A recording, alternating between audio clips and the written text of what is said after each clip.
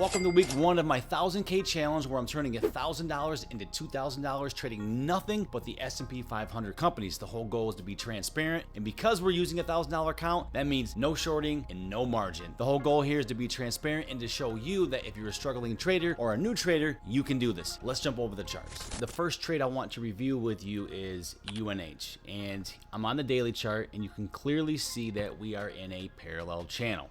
Now, it's always most important that we look at the bigger picture, the bigger time frame. And this is the weekly time frame. And you can see we had a lot of capitulation going on right here, but then we had some buying coming in. For me, step 1 is to make sure that we do have buying coming in, and then to wait for a very specific pattern to set up. And me personally, I like to trade parallel channels because I know that stocks like to move in parallel. So I'm always looking for that type of opportunity. So the best way to identify a parallel is to take the most extreme low, connect it through another pivot, and then extend it up to a high, and to see if the stock is actually moving in a parallel channel. And as you can see, it is. So what I like to do then is, after I notice the parallel, is to take the very first and only the very first bounce after the parallel, because the probabilities are the highest that the stock is actually going to move in your favor. And remember, everything in trading is uncertain. We don't know whether or not it's going to move in our favor, so we always have to put probabilities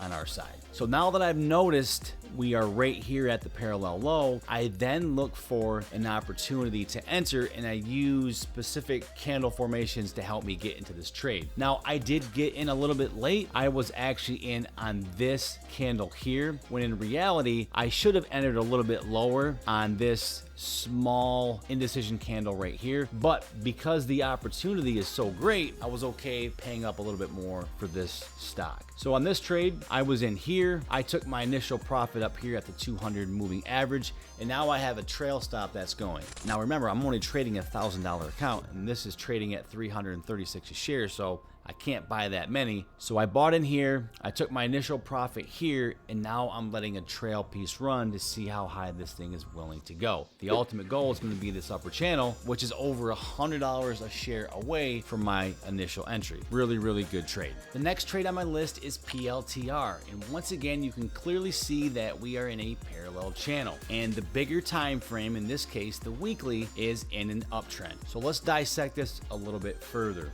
Price action likes to move in time counts. So what I really liked about this trade is we had a time count. We had 1, 2, 3, 4, 5 down days, and then the following day we gapped up and we put in a bullish harami pattern.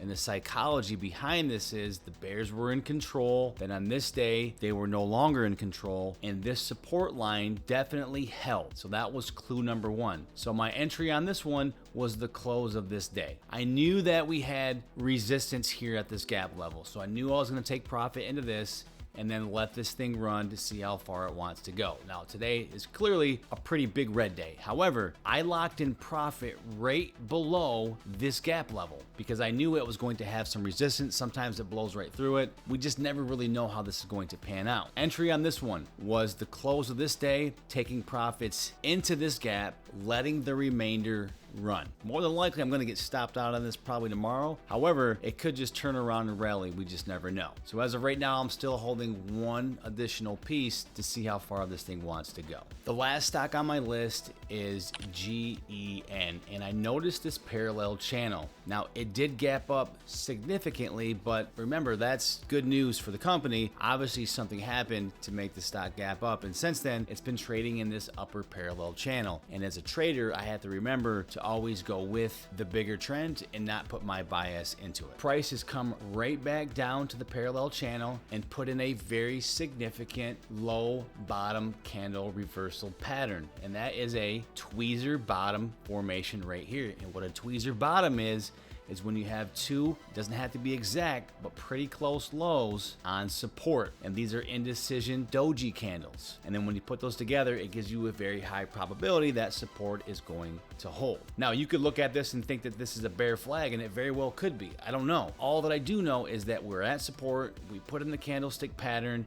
we had low volume on the flush down, and then this presented a buying opportunity. Entry was right here at the close of this candle, and then you can see it gap down, held support, and now it's rallying. We're gonna have a stop down here, and then our initial target is up here. The ultimate goal will be to the upper channel. However, I don't know if that's gonna work out or not, so I will take profits along the way. Initial profit here, then another profit up somewhere in this range, and then I'll just let the final piece run. And again, I will have a trail stop as I progress. We just never know where this trade is going to stop me out. However, this is a very good trade setup, and I did take that today. So now let's go ahead and look at the P&L, where we are currently at, so you can stay up to date with this 1000K challenge. So you can see I've had a couple small losers in here, 91 cents, 72 cents.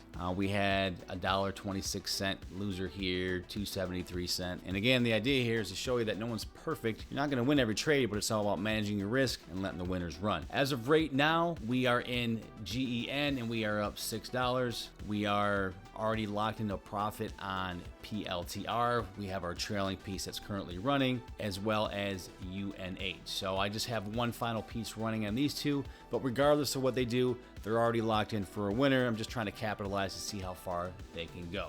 So as of right now, we're up almost $40 on this 1000K challenge, and I know it seems like it's going to be a long shot forever to get there, but that's how trading is. Trading is a marathon, it's not a sprint, and the more money that you make, you can then start to reallocate your risk, maybe take a little bit bigger risk depending on your account size, and hopefully get some really good plays that can really start to compound your trading account. Because remember, once you get to a certain size in your trading account, you can make a living from this, but you need to start small. Start with a small account, because if you can't make money with a small account, you're never gonna make money with a large account.